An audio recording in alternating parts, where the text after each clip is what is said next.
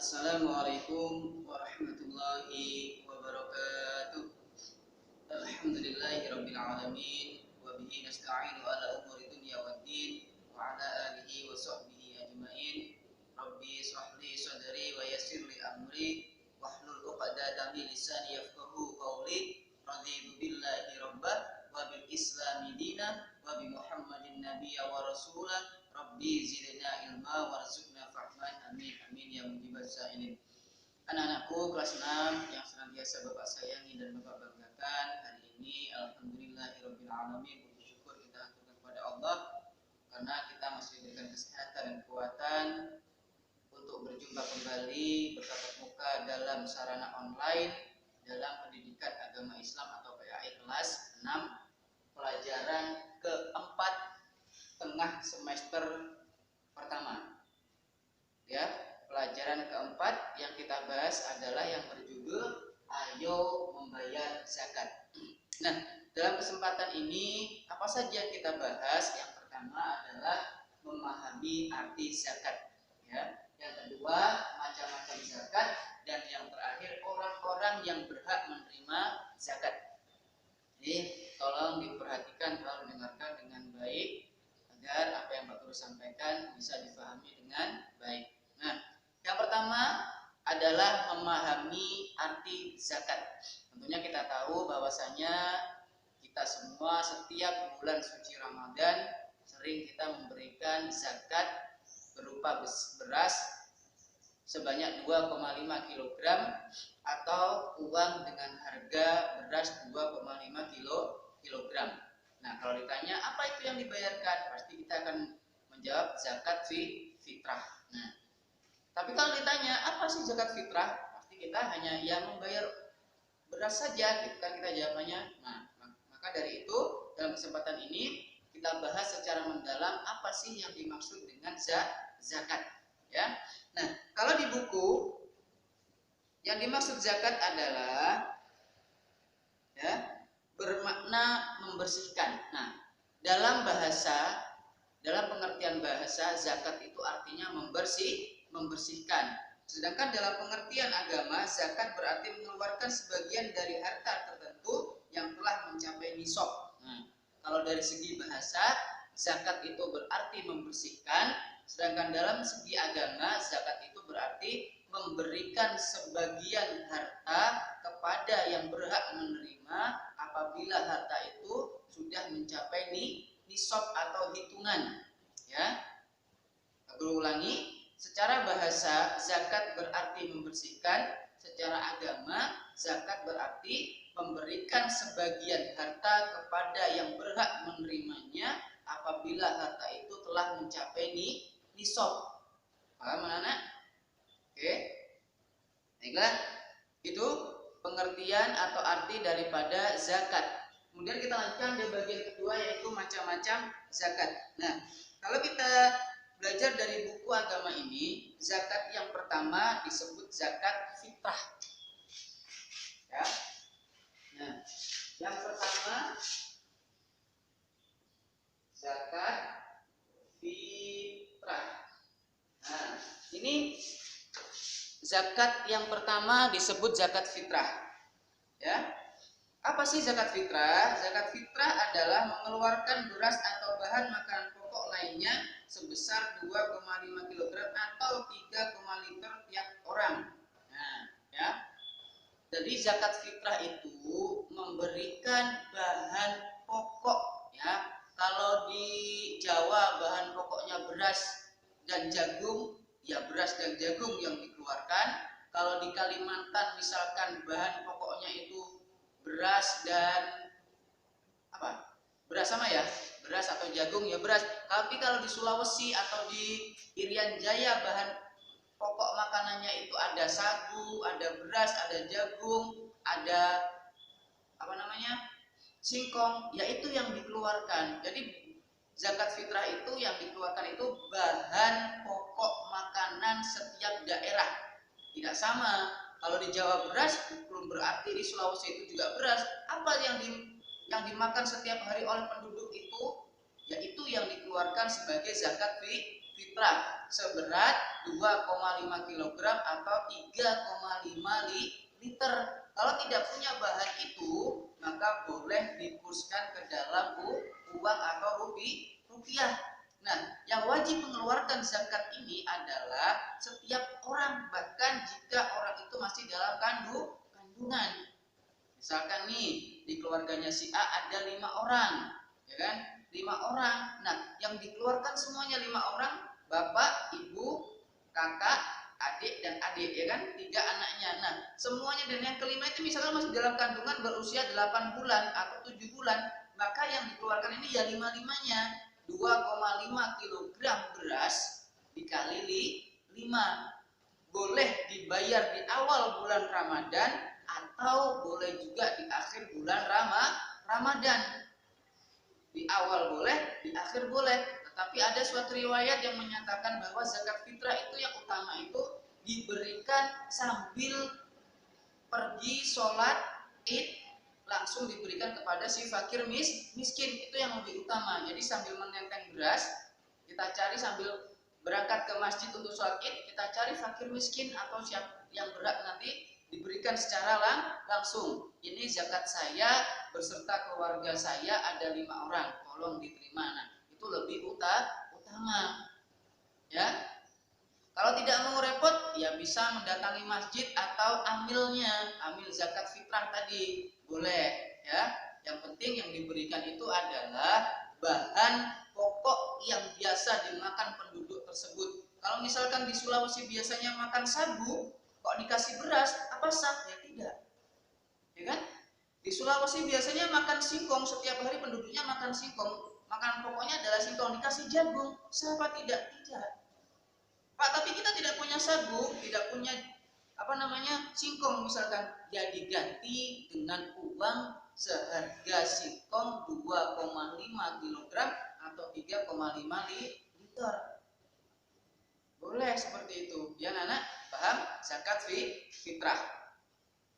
Nah, kemudian zakat yang selanjutnya, nah, saya masih dilanjut dulu. Tadi kan A, pengertian zakat fitrah sudah. Yang B, orang-orang yang wajib mengeluarkan zakat fitrah. Nah, siapa saja sih orang-orang yang wajib mengeluarkan zakat fitrah? Yang sini yang pertama, dia beragama Islam, laki-laki dan perempuan sejak usia bayi, anak-anak atau lanjut usia. Nah, orang yang wajib mengeluarkan zakat fitrah di sini yang pertama, dia beragama Islam. Dia beragama Islam, laki-laki maupun perempuan, dari usia bayi sampai usia lanjut. Ini yang wajib mengeluarkan zakat fitrah. Yang kedua, memiliki penghasilan yang cukup untuk kebutuhan sehari-hari. Zakat fitrah untuk anak-anak menjadi tanggung jawab orang tua mereka. Nah, jika misalkan di malam takbir ini besok tidak ada makanan, biasanya kan sudah makan nih, makan sulit kan untuk kemudian pas malam takbir Allahu Akbar, besok tidak ada apapun untuk dimakan, ya, tidak ada apapun untuk dimakan atau cukup untuk dimakan sehari itu, maka dia tidak wajib membayar zakat. Tapi kalau dia punya kelebihan, dibuat makan besok ada, kemudian ada kelebihan 2,5 kg atau sebanyak dari 2,5 dikali jumlah keluarganya, maka dia punya kewajiban untuk membayar zakat. Paham? Nah, anak-anak dari keluarga ini menjadi tanggungan daripada kepala keluarga. Ketiga, orang itu masih hidup sampai akhir Ramadan. Nah, misalkan nih, si A di awal Ramadan dia melaksanakan puasa, pas di malam takbir kok dia meninggal dunia, maka orang ini, si A ini tidak mempunyai kewajiban untuk membayar zakat fitrah. Ya, berarti orang yang masih hidup sampai di akhir Ramadan. Ya, yang pertama orang Islam laki-laki maupun perempuan, anak-anak sampai usia itu tua. Kemudian yang kedua apa? Ya, memiliki penghasilan yang cukup. Yang ketiga, hidup sampai di akhir Ramadan. Kemudian zakat yang kedua disebut zakat mal.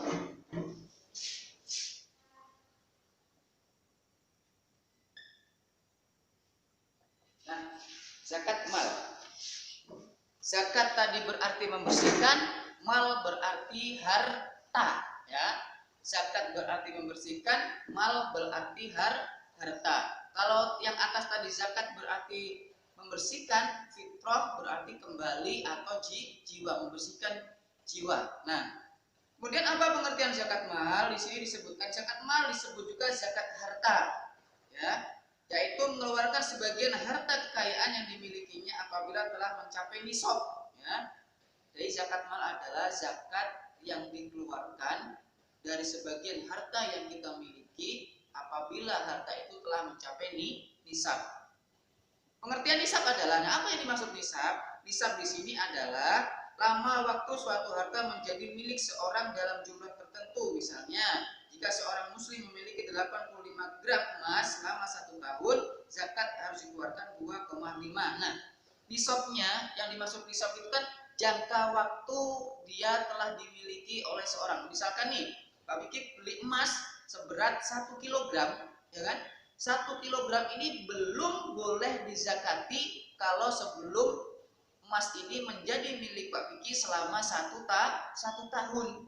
Ya, kalau misalkan 9 bulan atau 1 tahun kurang 2 hari kok Pak Biki jual, ini berarti Pak Biki tidak memiliki kewajiban untuk mengeluarkan zakat. Nah, hasil penjualan ini sebenarnya harus dikeluarkan zakatnya, tapi tunggu sampai 1 tahun ke depan karena uang ini sudah berbeda bentuk. Tadi emas, sekarang uang. Uang ini nanti kok sampai 1 tahun masih bentuknya uang seharga 1 kilogram emas, maka 1 tahun ke depan uang ini harus dizakati. Berapa besarnya zakat harta? Yaitu sebesar 2,5%.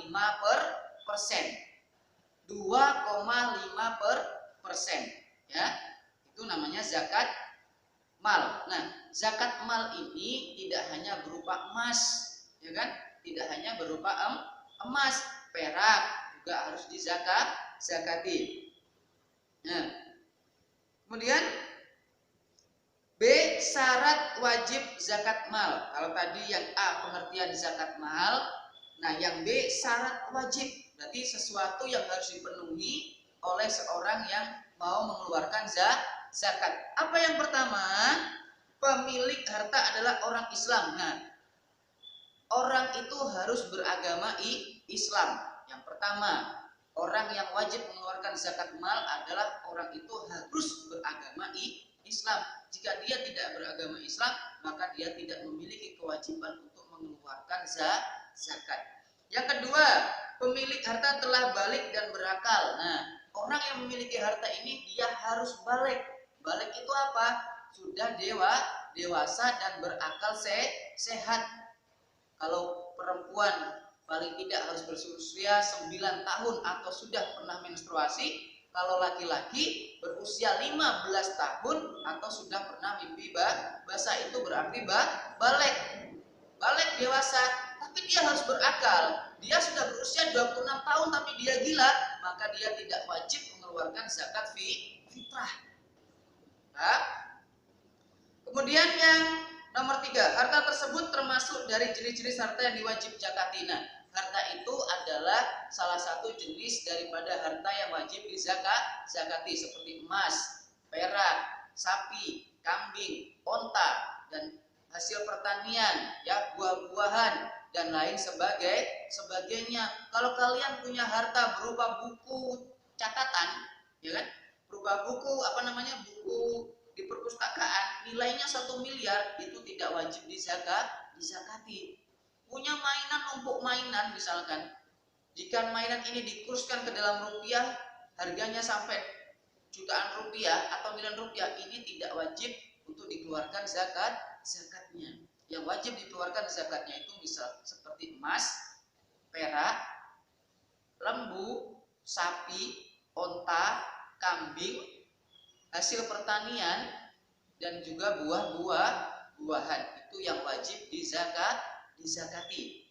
Nah, kemudian yang keempat, harta tersebut telah mencapai setahun. Nah, harta tersebut telah mencapai setahun. Loh Pak, kalau buah-buahan setahun kan busuk. Ya, kalau buah-buahan itu ya busuk kalau setahun, ya kan? Tapi kan buah itu dijual. Hasilnya berapa? Misalkan nih, buah itu 1 ton, dijual hasilnya 1 miliar misalkan. Nah, 1 miliar ini ditabung sampai tahun depan. Nah, hasil dari penjualan buah ini selama sudah disimpan 1 tahun menjadi milik kita selama 1 tahun, maka hasil penjualan daripada buah itu wajib dikeluarkan zakatnya. Paham? Ya.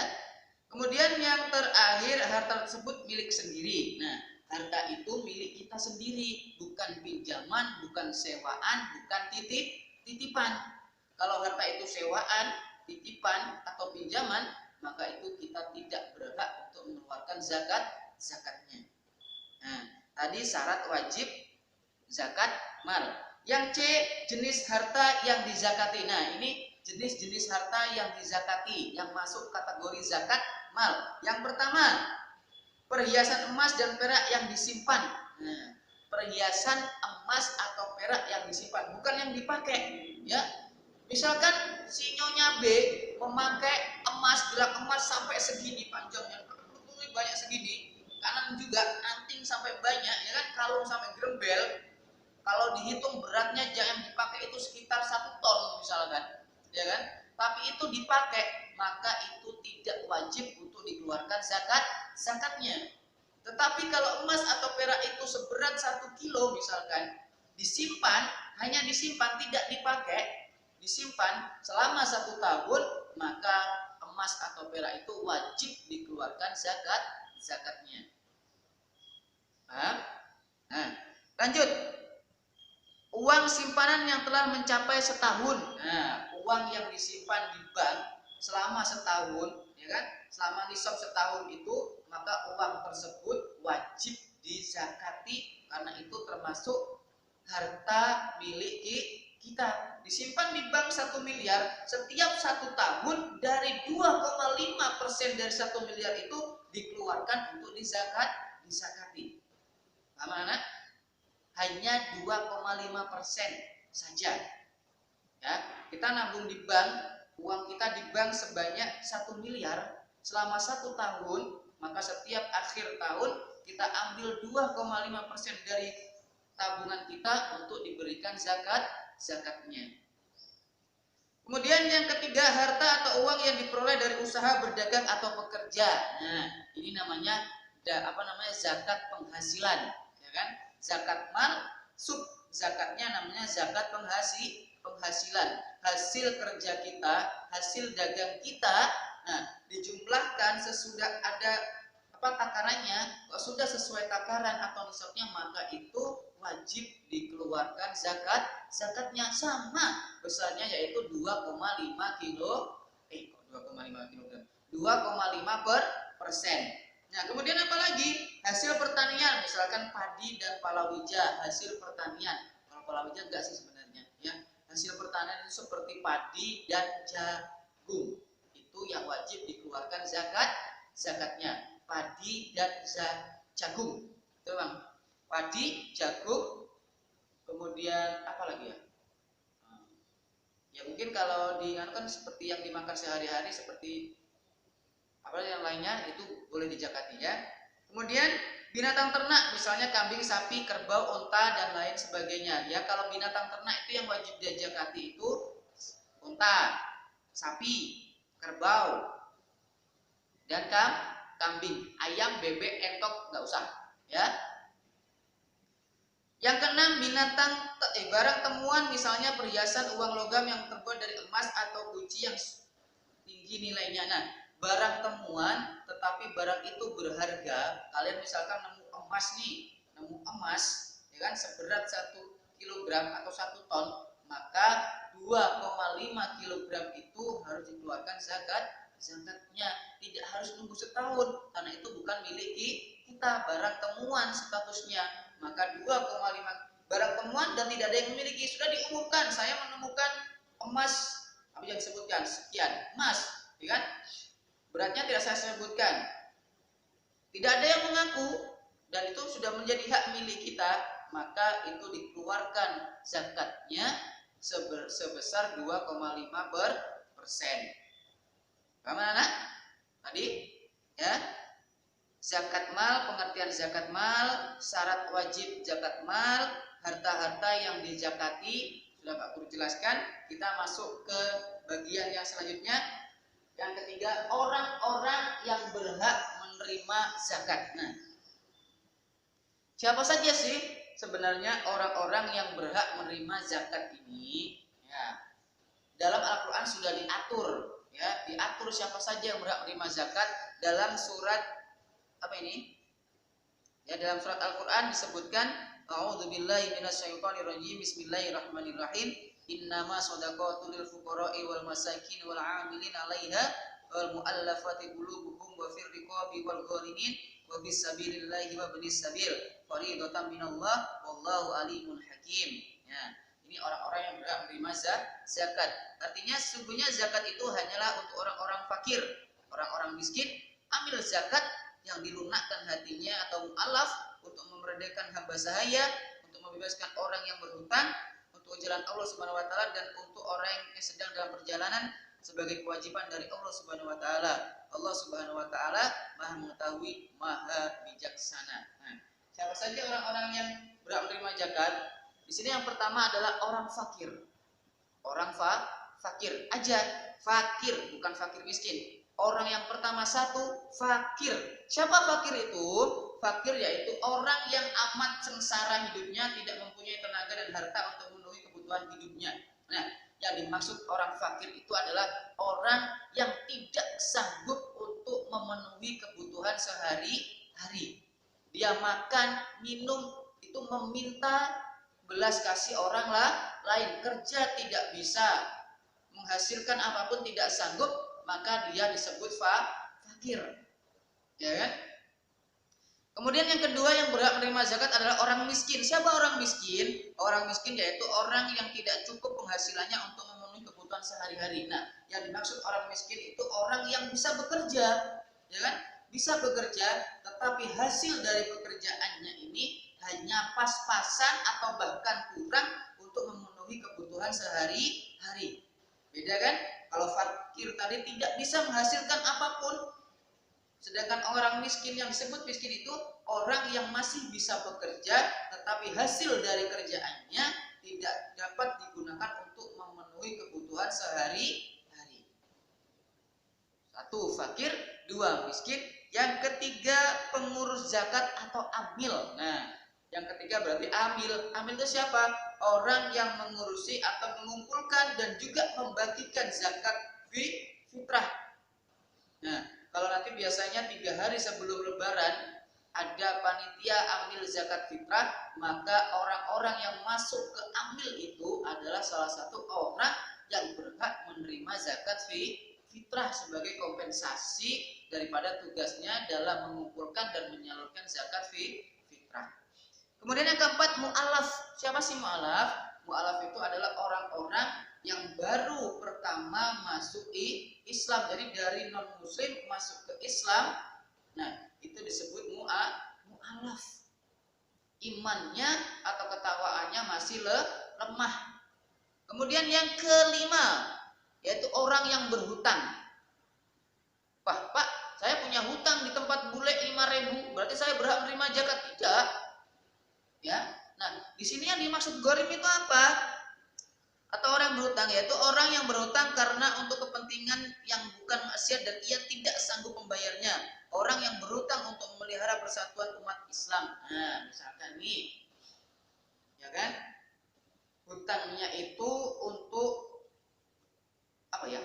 Untuk persatuan umat Islam, seperti dia berhutang ke bank misalkan untuk membantu membangun masjid. Dia sebelumnya punya usaha misalkan kan, punya usaha, kemudian tapi dia menunggu hasil usahanya ini masjid keburu mau dibangun, dia ngambil bank dulu, ya kan? Ngambil pinjam di bank karena dia sanggup membayar sebelumnya, kemudian dibayarkan untuk membangun masjid. Pada suatu saat usahanya bangkrut, ya kan? Otomatis dia punya bank, padahal dia tadinya sanggup untuk membayar, kemudian karena usahanya bangkrut sehingga dia tidak mampu membayarnya, maka orang seperti inilah yang wajib diberi zakatnya. Ya, kalau dia misalkan mau beli sesuatu utang, itu tidak, ya kan? karena dia tidak punya maslahah atau kemanfaatan hutangnya itu. Hutangnya itu untuk kemaslahan umat, kemudian tidak mampu membayarnya karena suatu hal, maka orang itu wajib menerima zakat. Yang keenam, orang yang keenam adalah disebut orang yang berjuang di jalan Allah atau fisabilillah. Orang-orang yang berjuang di jalan Allah, berjuang demi agama Allah, maka dia berhak menerima zakat. Siapa saja? Ulama, ustadz, kiai, guru ngaji, guru agama, itu adalah orang-orang yang berjuang demi agama Allah, berarti dia fisabilillah berhak menerima zakat fitrah. Paham? Kemudian yang terakhir adalah ibnu sabil, perantau, ya kan? Oh, yang ketujuh adalah hamba sahaya, budak. Ya, yang ketujuh adalah budak. Pak, sekarang nggak ada perbudakan. Kalau sudah nggak ada perbudakan, berarti yang ketujuh ya dihilangkan. Diganti yang nomor 8, yaitu ibnu sabil, yaitu perantau. Orang yang melakukan perjalanan untuk memenuhi kebutuhan keluarganya, ya kan?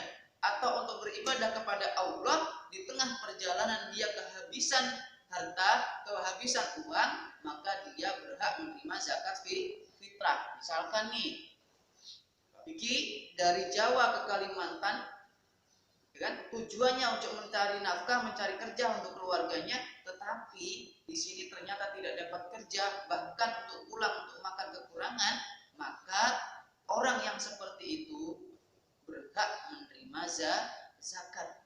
Kalau di sini melancong, niatnya melancong kan, main-main, pariwisata, kemudian dia kecopetan, kehilangan, ya kan? Berarti tapi niatnya dia kan melancong tadi, tidak untuk ibadah, tidak untuk mencari nafkah, maka itu tidak berhak menerima zakat, tapi berhak menerima pertolongan, karena dia termasuk orang yang dalam kesusahan.